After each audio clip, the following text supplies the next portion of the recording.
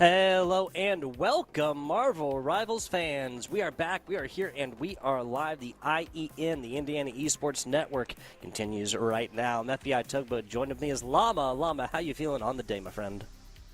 Oh, better than ever. I mean, even better because we get to watch not only some Marvel Rivals action, but some playoff Marvel Rivals action here for some of our Division A/AA setup for these teams. So very, very excited overall. How about yourself? Very excited, very excited. This is arguably the most exciting time of the year here, right? IEN, obviously, seeding determined, or regular season determines seeding. We'll be looking at the number 3 seed and the number 6 seed, so on paper, a relatively close matchup. Before we get on into that one, I want to give a shout out here to Zotac Gaming for supporting Scholastic Esports within the great state of Indiana. You can show your appreciation for Zotac Gaming by giving a shout out over there on your various social media. Make sure to join their community and use the hashtag powered by Zotac or Zotac USA when you post. That's Zotac, Z-O-T-A-C, also right down there. We'll be looking at Gibson Southern and Daleville. Gibson Southern and Daleville, yes, the winners of this will have the pleasure of playing against the winners of Jennings County High School and Mississiniwa. I hope I'm saying that right. Mississiniwa. Yeah, it's a tough one to say, but I think you nailed it first try, so we'll give you some props on that one. And, you know, it's pretty exciting. We get this kind of elimination format where you've got to win to kind of continue on through the bracket, but also that's what matters so much on the regular season, right? You played all through to improve through the regular season, but everything from winning single-game matchups to that head-to-head tiebreaker matters at the end of the day. So for all these teams, they earn their spots of where they are, and that's what makes the month of March so phenomenal. We've got March Madness just around the corner, so I'm hoping to see some upsets in this bracket too. There'll be some madness within this bracket here as well in the great month of March. And again, I can't touch on it enough, right? 3 seed, 6 seed. Obviously, it's not a 4 and 5, which is technically a little bit closer. Again, on paper of a matchup here. Speaking of this matchup, this is a best of 3, of course. We're in playoff week 2. We'll be looking at Hell's Heaven, obviously some domination action, then Spider Island with some convoy. If we go down to that map number 3, we will be seeing that played on Symbiotic Surface, which is of course the Convergence game mode. Which of these might you be most excited for, Llama? Which of these are your favorite? I like Hell's Haven probably the best, but I'm kind of more like a domination type guy. I think the payload modes, they've grown on me over the course of time, but I always love the quick modes, and especially in Marvel Rivals, kind of adding in the ultimate transfer from side to side when you go from control map to control map, or domination to domination overall. So it's all about kind of resource management, testing the waters, and overall very fast team fights. Very true, very true. Marvel Rivals obviously known as a game mode where you can get that ultimate rather quickly depending on how well you do within the first minute and a half or so of gameplay. Maintaining those and then keeping them round to round develops this whole other, like, logical argument, right? Like, do we want to drop it all right now, take down the round, but, maybe we took down the first one, win in 3. Regardless, this and many other more logical questions going to be answered now as we hit our pick ban stage. Little Jeff action, no. Cute and cuddly, not going to be seen here on the first map on Hell's Heaven, of course. Yeah, I love Jeff, but unfortunately his cuteness does not outweigh his factor that he can just throw his opponents off of the map, and that is pretty annoying to deal with, so definitely good to take that off the board. I like the Daredevil lock-in. I think adding a ton of current damage to the current meta and being able to attack that backline is something that not a lot of characters actually have in their kit, so a good lock, I'd say, for that first one. What is that? Cloak and Dagger banned next. Now we're going to get a couple protects. One from a DPS, that is, of course, Daleville protecting the Iron Man. Other side protecting the Gambit. Not surprised on the Gambit protect, right? That this has been a go-to number 1 or number 2 ban for pretty much since release. I mean, Gambit has such a high skill ceiling. They don't want to let any other player on the other side spread their wings and try and find an advantage with that healer. And that's also, I mean, again, very few things have a cleanse in terms of the overall gameplay, so being able to take away some of those bad status effects, getting that done, definitely exciting. So obviously I think we're going a little bit more normal for some of these bans. Nothing I think out of place quite yet for these two teams. It'll be exciting how they adapt, right, from map to map, and see, and especially a best of 3, how well the read is on the meta for these different teams as Psylocke is taken off the board. Yeah, so protects before then Invisible Woman, protected for Gibson. Daleville protects I believe that's the Ice Queen. Yes, sorry. I'm trying to look at these tiny little emblems right here. Last ban after the Psylocke, as you mentioned, will be Ultron. Yes, so not going to have too much fury from on high here, Llama, at least in the form of Ultron. Ultron, another really, forgive the aerial pun, but another high skill ceiling player right here, right? Playing these corners, being able to get the almost Zenyatta-like orb onto people so that you can get healing even when you're not necessarily looking at him. That's not even talking about the ultimate. Yeah, the ultimate is really good. I think especially having somebody that can, like you said, kind of float through the fights and be able to use some of that high ground cover is actually an advantage as well. But either way, they have made their bed, and now they've got to sleep in it here. We've got our selections on either side as we're headed in to map number 1 with just a best of 3. This is one of the most important maps in general to just get your good foot in front of you and start off with a win. Yeah, setting the pace, right? Daleville here going to be utilizing their protect in the form of the Iron Man. I'm a little bit curious how exactly this is going to go on this first of possibly, again, 3 maps here. If we were, I'm unsurprised whatsoever to see invisible women on both sides, right? That push-pull they can use to get environmental kills here cannot be understated. Absolutely. I feel like Invisible Woman 2 just really good in terms of when you pop that ultimate and kind of shred away a different team fight. But here we go. Submap number 1 here between these 2 teams for Daleville. I want to see what their DPSs can do, especially in the factor of Iron Man. It is a save that is good, but I think a little bit off meta at this moment. Obviously, for the Star-Lord, you've got to be very careful. You're very squishy, you've got a ton of mobility, and already Joe finds that first takedown. Yeah, and so this is kind of the issue with putting a little bit too much attention into that Star-Lord coming up, right? They're pushing, not pushing the healers, they're pushing their counterpart, right? Little Star-Lord on Star-Lord action. That's going to yield a situation where healers just aren't paying attention to the rest, and all shall fall after that. Daleville all over this one, about 15% right now, Llama. Have a couple of seconds for the Star-Lord in the game and come back for Gibson Southern. I like that they didn't just try and send it. They're going to wait for their full team fight to get back up and going for Daleville, though they've already got 25% off the bonus push for themselves. They're got to watch out for some of those bigger tank lines that they can push from. They've especially got that Meteor M building up to 60% already from Bob on the other side. But boy, this Punisher is just laying into them with the turreted form. And that damage is not enough to really take anybody down at the start. Yeah, that's just blasting away at shields and more right there. Projections, nice pick. Gibson gonna lose their main source of healing. Gambit shortly thereafter, or shortly before then, excuse me. And this end result will be nothing if not anticipated. Up on high, it's Potato trying to find a little bit more damage, but at 95 or so, Llama, I say you pull back on this. You are gonna have your ultimate available. Nope, bites the bullet from that one, did not full retreat. Not be coming back to the rest of the squad. Another 5 seconds or so. We'll have ultimate then. We have a lot of Gibson players absolutely glowing right now. Only one doesn't is, of course, that Emma Frost. That's meaning that they're taking these fights without having to use much, and they're going to go straight into it. A lot of invisible barriers pop as that judgment is coming down from the Punisher on the back line. However, Star-Lord has got their ultimate. It's a first 1-for-1 trade, and Daleville not trying to give up the space with only 15% to go. They've lost 2 of their main sources of damage. They've still got this Iron Man to try and buff things out, and without a tank frontline from Doctor Strange, they're just going to give over the points. Yeah, not going to lie, with Gibson's Invisible Woman, that is, of course, Rollins, tossing that Emma Frost off the side. She was the only one with ultimate left for Daleville, and that was really their only shot at holding on to this one. 91% is nothing to scoff at. They'll be looking at a real slim 10% just to get this in. That is not enough time to come back to point after a full team fight. Daleville kind of trying to figure out a way in edgewise.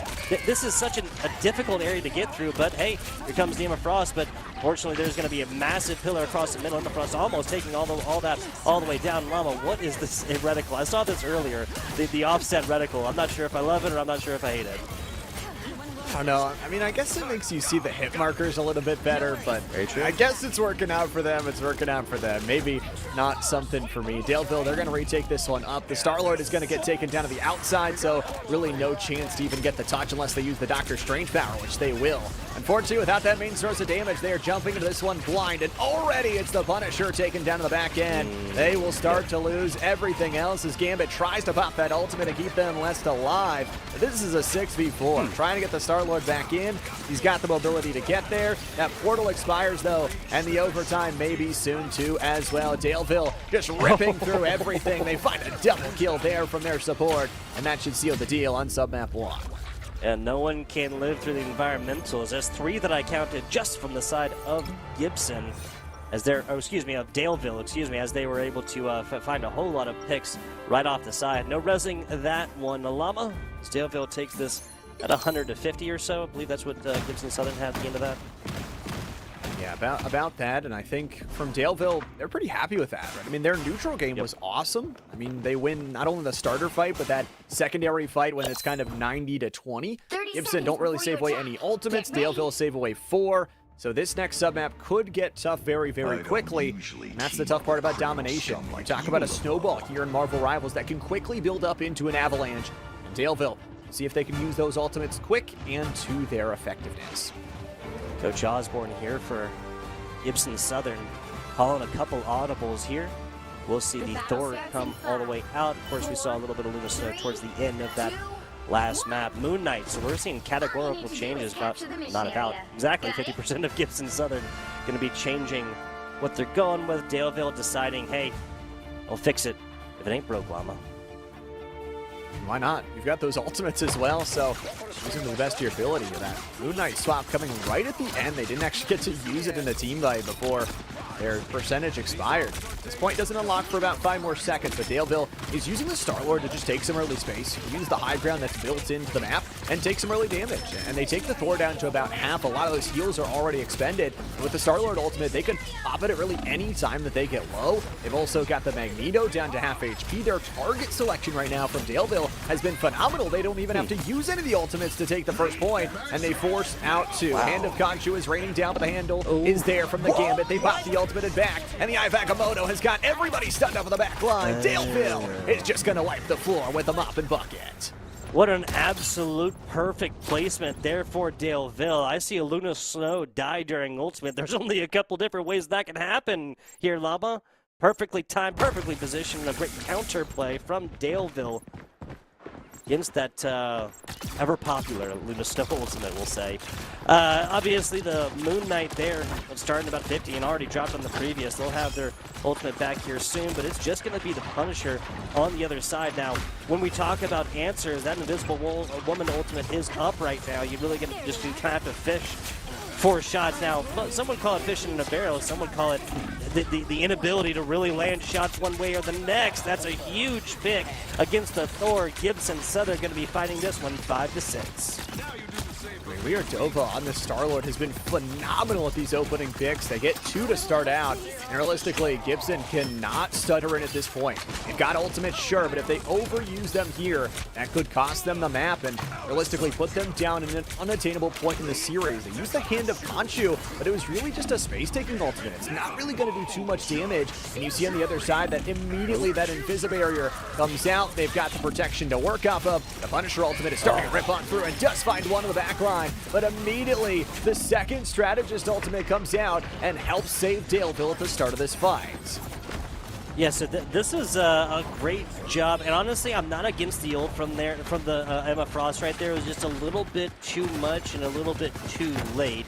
91%. Well, deja vu action, Llama. This is exactly where Daleville left point earlier.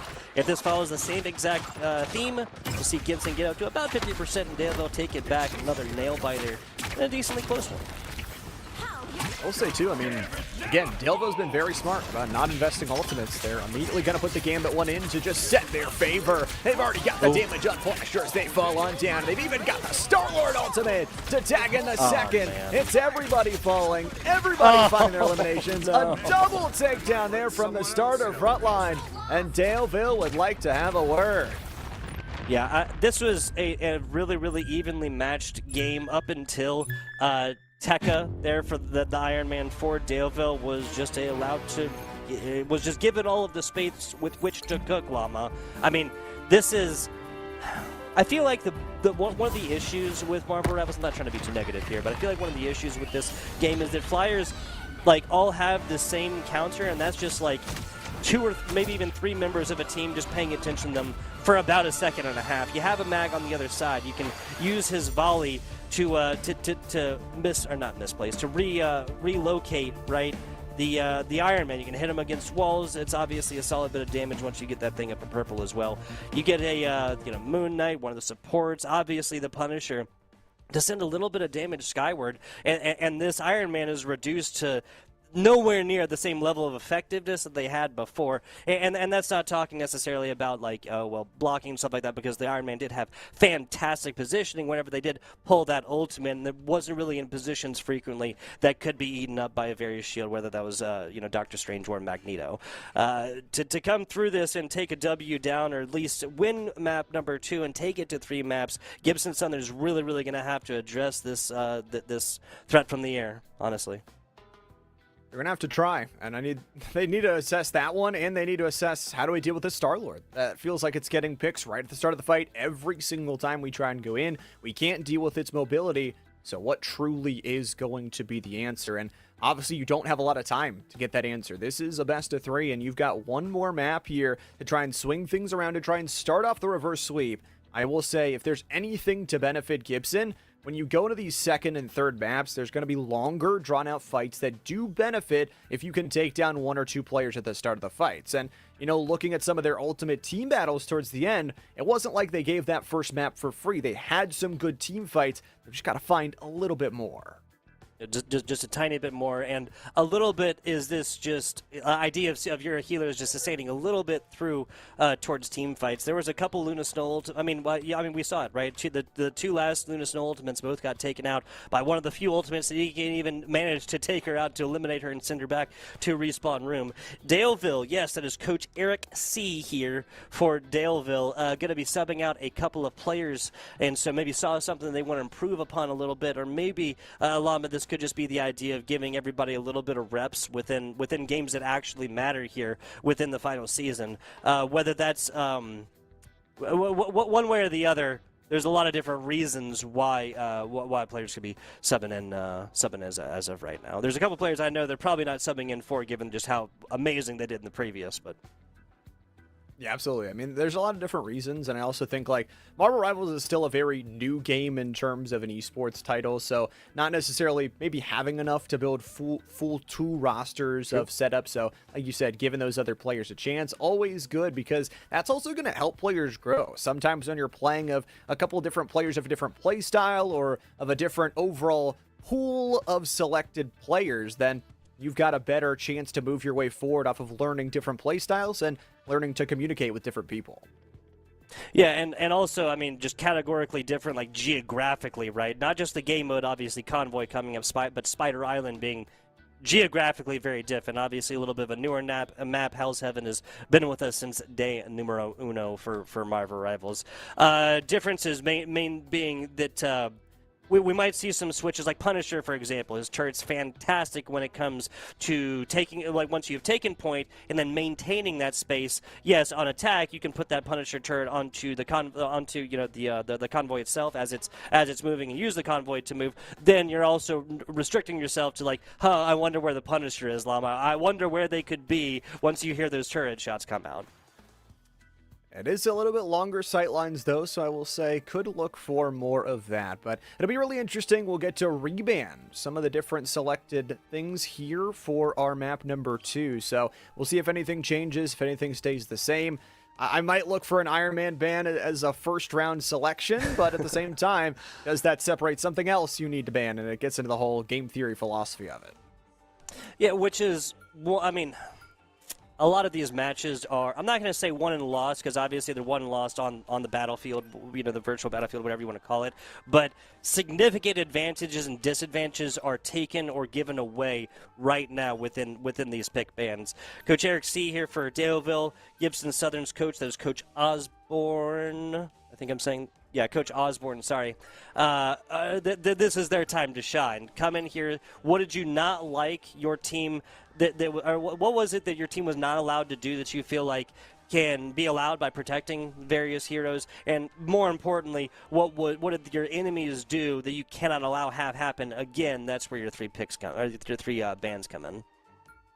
The first one is going to be that Iron Man, so it gets it straight off the table. The Jeff is gone as well. I think everybody is okay with that one, but Cloak and Dagger going to be the lock-in on the first side, and then we've got the Groot lock-in on the other side. So a little bit difference of the overall tank. I think I love the Groot walls, especially on a convoy mode. It helps you get forward pressure. It helps you close out those tiny little doorways that it feels like can sneak into your backline as well. So a very good choice overall.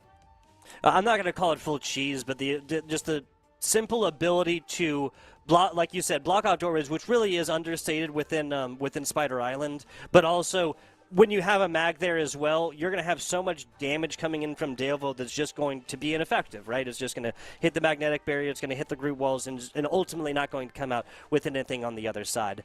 Offense, defense, honestly, I could see this finding value on either side. Taking a look at these, we're going to see Luna Snow protect from Gibson, Daleville protecting the Invisible Woman. Do you see Invisible Woman having the same effect in this upcoming map, again, in Spider Island, than it did in Hell's Heaven? I think so. I mean, it's a little bit tougher to land that ultimate at the right time because it's like, okay, I popped my ultimate. Wait, where's the payload going? It's moving away from my ultimate. So, but it does help you kind of isolate those fights, make things a little bit more dissected, and, you know, making your team disappear is also a pretty good magic trick as well. So I think it's very good overall. But at the same time, Punisher going to be banned away, so they're going to have to find another source of that damage on the other side for Daleville. Let's hear for them. If they win this map, the series is over, and they're moving on to the next stage of playoffs. Interesting. Last ban coming out from Gibson is going to be the Doctor Strange. Still kind of hovering, Joe, is over that Magneto. Obviously, some similarities between Doctor Strange and the Mag, but the dual shield composition, I mean, hey, that's a classic for hero shooters. See how this goes as we see, yeah, we are Dova, at least hovering the Rogue as of right now. I am not against this at all. This is a very brawly composition. How Magneto falls into this one might be a little, yeah, with the Daredevil, I could see this absolutely popping off. I'm not gonna lie to you. Interesting. You've got that frontline shield of the Magneto, but you've got a lot of other heroes that kind of want to do backline attacking things with the Daredevil. Healing potential coming out from the rest of it as well with the Spider-Man on the damage side. And on the other side for Gibson Southern, they're going to bring basically just a front-to-back composition. They've got the Moon Knight, they've got the Star-Lord, and they've got Magneto and Groot for their front line. So they are just going to be trying to brawl their way through this one. It is important to note Daleville is starting on the attacking side this time, while Gibson starting the defense. See how this goes. Saw a little bit of space given up right here, especially given that Gibson has the... Oh, there you go. That's exactly the kind of take that they wanted. An early pick against Daleville as well. Daredevil finished out of this one. Spider-Man trying to find a little bit more on the backside. That healer not going to go so quietly into the night, Llama. Surviving is the most important thing at this point, especially if you're a player on the defensive side. That respawn walk is such a far ways away. And I like that Gibson Southern pushed their issue. They say we took one player down, let's move forward and let's go in. The problem is, they've still got a Spider-Man to deal with who's dicing up their backline from Eleanor. They do get their teammate taken down as the Daredevil once again the first to fall. Daleville not completely overextending, but they just cannot get past this first choke point. Yeah, if I'm Gibson, or if I'm Daleville, excuse me, as well, I'm focusing everything on one of these tanks first, because as you mentioned, just using the geographical setup of this map to your advantage. Neither Groot nor Magneto obviously have any sort of movement abilities, and that is a long walk. See how this continues to go as Daleville gets hyper-aggressive across the middle. This is a really tough area to take. The Moon Knight ultimate, once again, mostly going to be utilized to take space here. Drippy Potato not going to find anything right there, but Tekken on the backside going to be taken down. Both of the support ultimates for Gibson used at the same time. These are the kind of coordination that you got to keep through a team fight right here, right? Absolutely. You need to be able to find that communication with your teammates. And even though that the Groot goes down, the BDRM got completely nothing on that last fight. Gibson Southern starting to lose even more, though, than just their tanks. It's the forward pressure from Weird Dova, who has made the swap here in this map and will give Daleville a little bit of forward pressure. The problem being they've only got 2 minutes left to go to get to that checkpoint and extend their bank of time even further. Yeah, so Daleville coming off the... be previously, obviously. That was a solid little bit of time that Gibson did burn off of this. The Star-Lord trying to find it. A thumbnail of damage left onto the Spider-Man. We've all been in that position before, Llama. Here it comes, though, with another healing ultimate. I'm going to be online from Daleville in just a second, with that Spider-Man finding a pair of them. Find a third there from the Rogue. She's been absolutely popping off thus far. Lovely movement, just staying alive and being able to assist and then popping that ult at a perfect time. It is Daleville that started off a little shaky, but they've gotten to the first checkpoint. That also means their time is extended. It also means they used a lot of ultimates in that last team fight. For Gibson Southern, they've only got this Star-Lord ultimate to play off of. It could be really big, but they've got to get back to their front-to-back neutral success. Once again, they don't have the spawn advantage here going through the middle of the point. For Daleville, that could swap, though, as they get to checkpoint number 2, if they get to checkpoint number 2. And the Star-Lord ultimate is the only thing that's really up. Nothing aggressively. Obviously, they got their support ultimates, but nothing aggressively really going to be able to exist. And the Invisible Woman knows exactly, just holding that Q for that one. Going for this immediate answer from that, and everybody, as soon as Star-Lord starts yelling, everybody turns their attention skyward. Honestly, I'm not sure if this ultimate was even necessary. Llama is just chopping down through shields. Obviously, you can't do projectile damage through the mag wall, but you can melee through it. Rogue finding a corner and trying to play it as best she can. This Luna Snow ultimate will be done in just a second. Here comes the Moon Knight ult. As soon as they drop, or as soon as they get in the hand of Conchu, trying to find some Rogue after a healer. Tell me if you've seen this one before. I sure have. I mean, the timing of Daleville's ultimates is just insane, and a nice little forward walk from Deva. They'll find themselves a little double kill action, and it's a cleanup of the team fight for sure. Make it just a double as their strategist does steal away that last one. But Daleville will find themselves on the second checkpoint. They will find another extension of their timer. Their team fight has just constantly been getting better and better. Comes the swap onto the Namor. This is definitely intended to go against the Spider-Man that's just been absolutely peppering the backline of Gibson Southern after that first, we'll call it 2 minutes or so. Mag getting a little bit too low for comfort. Takes the corner and steps back on here, but defense is definitively taking this until, of course, Rogue once again takes out a healer to begin a team fight. This is the kind of unsustainable motions that did kind of cost a little bit in the beginning. Of course, this is just one half of this, and another just absolute chase down. Gotta say, Daleville is... Oh yeah, sorry, Gibson. I'm getting my teams mixed up here. Gotta do a little bit better job of just protecting your healers, honestly. I mean, those strategists are number one, it feels like, on the hit list, though, for Daleville. And, oh, boy, Eleanor just throws him off here, and the Groot already done. Eleanor survives by dropping down to that ledge. Moon Knight ultimate takes one, but it's a double ultimate the other way, and Spider-Man is ready to roar, throwing webs like nothing's business. It's a triple stun the other way, and an Invis barrier for Gibson Southern. It's well-timed. The Meteor M is coming out the other way, though. Now they've got to run. It's dodged by everybody, but Daleville's still getting a lot of forward pressure. Gibson Southern have lost everything down here on the low ground as another 3-kill setup goes in the way of Daleville. Initial takes, and yeah, at a certain point you're going to want to abandon this Moon Knight when this Rogue is honestly just all over him. Does not leave the backline, has rented an apartment to just make travel a little bit easier. Llama, it's going to be ultimates here. The Cloak and Dagger does find support on the other side as well, and Groot has participated for Gibson Southern in maybe 8 seconds of the past 2 team fights. Not ideal. Not an ideal start in the defense for Gibson Southern, but exactly what Daleville wanted, as they don't start off as quick as they want. They do finish the full complete side selection on the attacking side.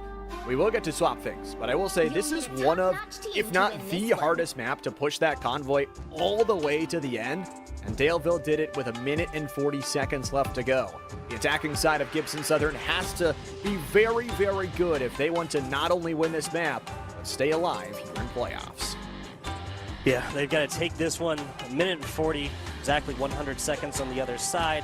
There's nothing to scoff at as well. Obviously, it's not overtime situations, not 2.5 or plus minutes, which is indicative of a really, really definitive win. There are a couple of good holds right there. We'll see how the offense now goes. I am not against that Wolverine whatsoever. I mean, especially the way that that Rogue was just having their way with backlines. We also see a switch, Deadpool tank form, at least represented from Daleville right now. I mean, got a lot of different pieces, and it feels like Daleville's never really played a true front-to-back. They're just assaulting the backlines when they can, taking down strategists for free. Gibson Southern, though, might be able to take advantage of that composition switch. Problem is, they are at a pretty severe disadvantage. They do swap over to the Spider-Man to try and equalize it. So we'll see if they can catch out Eleanor or if Daleville can play the successful defense. Seeing if they can sing a fine tune, find something early.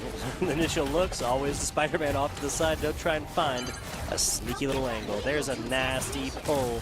Hey, that was a pull right here, right? I mean, Yeah, both tanks immediately eliminated Gibson. We'll just kind of come back for this one a little bit. The good news is they've got the spawn right there, so not something super big. They will bring out that Hulk. A little bit more bruisery of a front line for them as they've got that jump forward. Problem is the health bar. Once again, you've got to be very careful about a swap of the forms. For Daleville, got to be careful, though, about letting this Hulk get on the back line. So, good chunk of damage, good move forward on the payload, and Daleville will trade some of that space for early damage. Early ultimates are starting to go Daleville's way, but they'll lose out on the Spider-Man duel as Eleanor not keeping track of that backline Spider-Man the other way, and it's already an ultimate coming out through. It's that frontline slash and dash that won't find anything because you are frozen. Yeah, one thing you cannot say about Gibson's Luna is that they've been missing pretty much any of their freezes. I mean, saw it on the Spider-Man earlier, saw another ultimate getting popped right there, but between the Hulk thing and Wolverine, I'm not sure if you get much more brawly here from Gibson. Let's see how they play this new composition in a full 6v6 without a player down here. They really need to coordinate all going at the same time. Hulk goes, thing follows. Throw Wolverine into the mix if you can. It's a decent little start here. Spider-Man on Spider-Man. They've taken out the counterpart. Daleville fighting 5v6 as of right now. And then there's the Rogue, though. Just the brawl, even though they're not dedicating like everything into it, is still winning from Daleville. Now on the back line, I spoke too soon. Retake from Gibson Southern. They kind of just piece apart this fight by taking down individual members after individual members, and definitely catching that Rogue right out in that front line was a really good start to it. Now Eleanor stays alive, maybe looking to get that final touch before they get to that checkpoint #1 and extend their overall timer. With that being said, Gibson starts to realize this. They're going to be looking aerial, just a slight touch there for a moment, and just trying to delay for as long as they can to get their team back. Always gotta marvel at the movement abilities of the Spider-Man, right? The way this character has changed, and people have learned it, really is just inspirational. Early pick against a huge source appealing for Gibson as the Luna Small ultimate does end. Here comes the Invisible Woman on the other side. Daleville really putting up a fine foot forward as 2, 3, maybe 4 coming in here soon. I'm not sure if this Hulk is going to get out. They will not. A tiny banner. They got to leave it for the Winter Soldier. And dude, cooldown timer gets reset to 8, but nobody else to take down. Get that vehicle moving! Although we're causing some problems too right on the front line as well. We got a 1v1 Spider-Man duel here. You love to see it off the map. And 1 minute left to go. Gibson Southern, they invested basically everything. They've got the Thing ultimate and nothing more. And once again, it's that frontline Rogue to delete him. That's a triple stun, though. Can they work off it? They've already got the takedown of the Cloak and Dagger, but they need to get to this checkpoint. It is KOs for KOs, trading away, and the big old fists are good for a double kill. Come on through from Bob Scar. They've got the retake of the convoy, and this should be a closeout. Spider-Man's ultimate gets nobody. 30 seconds, so potentially another team fight here. There will be another team fight regardless. Will Gibson get there is the question. But the interesting thing about the thing, right, like the new Gamma team up here with the Hulk is everybody who's played against this character since the thing was released, you gotta now readjust, right? Because it's not just more damage, and it's not just more shields and heals that are then transferred over to the thing, but it's also the range, and it's also not just his right click as well as regular fists and regular punches. That the damage and range are increased from that as well. So it's this whole kind of reconnoitering of how far away you need to give the space to the thing. It needs to be done, and it's obviously still a work in progress. On board now with the Invisible Woman, shields, damage, heals, and everything more here as Daleville's a little bit spread out. This is going to force out the Invisible Woman ultimate on the other side. Meteor M comes crashing down, and it's once again going to go wide of the goalpost as another invisible ultimate will put up another good barrier. Good takedowns from Eleanor here on the backside of things, and guess what? The Winter Soldier's got yet another ultimate. It's not enough to take a quadra kill, but it is enough to just delay the fight even further. Keep trading one for one. This is going to benefit Daleville because all of the time is just continuing to drain out. 130 seconds is what Gibson is down to, and as that ultimate expires, so does the healing. They're going to go back to the Wolverine to try things. It is a first takedown on Devo, and it's going to be a follow-up here for them that gets them up to halfway in this point already. That's huge. This is perfect. Yeah, that's a perfect sequencing there from the thing. I wish we'd, shout out to our production staff. Not saying like that, but if we'd gotten like the 1 second beforehand, you can see the full setup, right? And it's just so interesting to see how this character has changed. Surprise, surprise, guys! I've played a whole lot of things since it came out, mostly in back game. But Llama, I do absolutely love the thing, and it's tough to come up with a different tank that is better overall at removing these annoying backline characters. So good at the upfront damage. One tough part is if you lose your backline strategist early on, where's that healing coming from? You have the Hulk ultimate, so just trying to slam them up into the walls. And it's going to expire soon though, and as they do, they lose the thing. They're losing everything here for Gibson Southern. They're going to lose their Hulk as well. And honestly, Daleville is just delaying these next deaths to make that next team fight even harder. Once again, Gibson is on a win or go home team fight with 30 seconds to go. Gotta get out of here. Gotta get out of here. That Wolverine does with the life they do, but that's a lot, and you did not anticipate the Spider-Man. 10 seconds to go here. There is technically enough time to set up this portal, but you'd only be able to have a couple of players on there. The postseason lives here. Gibson rests in the balance is overtime. You also need somebody to put a toe on the last second. They do. No portal necessary. As they're going to be out here, there comes the Invisible Woman Ultimate for Daleville, kind of covering this and making sure no issue. Invisible Woman Ultimate to answer. Got to hit out of it, though, and that's a couple of solid picks from the thing. There, a little low snow action as well as Daleville fighting this 3 versus 6. I think Gibson is going to get another lease on life. Bob Scar finds that double kill. Daleville has found a way to somehow keep the touches up. It's a delayed triple kill for them, but the continual push is good.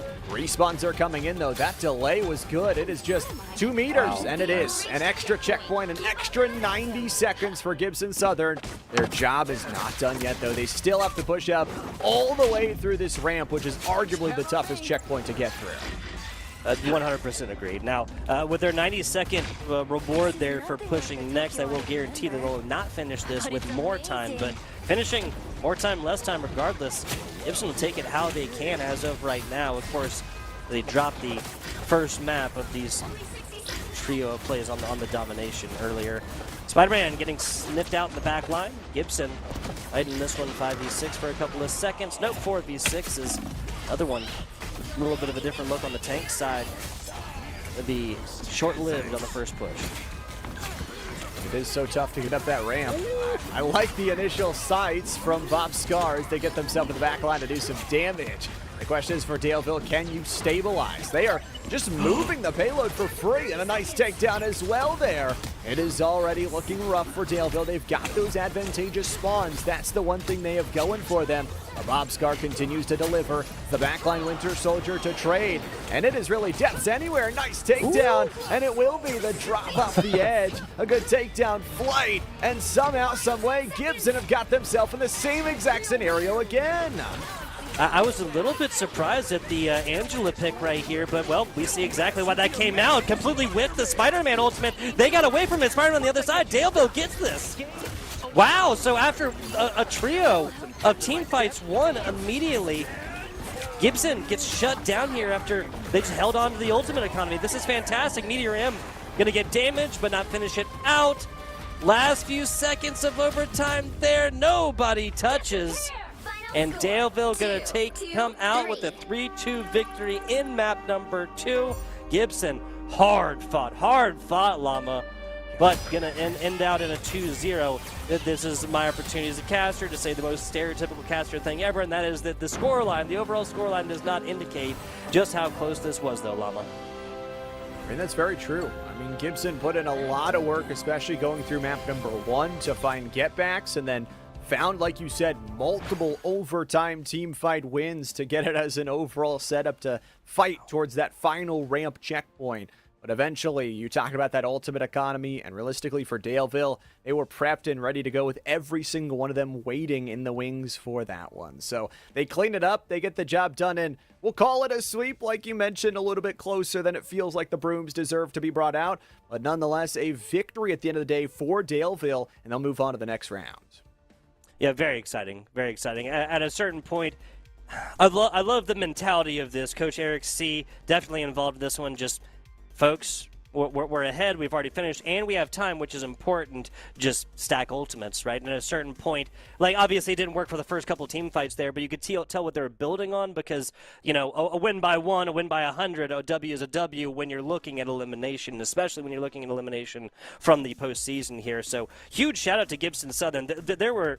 I would not be surprised if we were casting a map number 3 right now, Llama. Not surprised by any means if they'd gotten that and we're doing, you know, overtime there and Gibson Southern comes out on top right there. Unfortunately for them, that's not going to be the case right here. But again, kind of goes to what we were saying, which is just how close this one was. A fascinating one, and I will go ahead and give you guys updates. Yes, so Speedway Varsity, number 1 seed, did take down number 8 seed Hobart Varsity.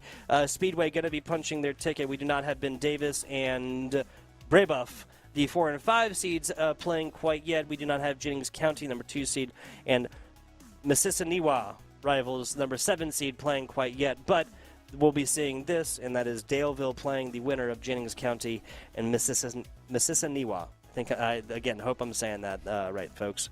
I want to go ahead and give a shout out here to a couple of the organizations that help to put on competitions just like, or help us to put on competitions just like this one, excuse me.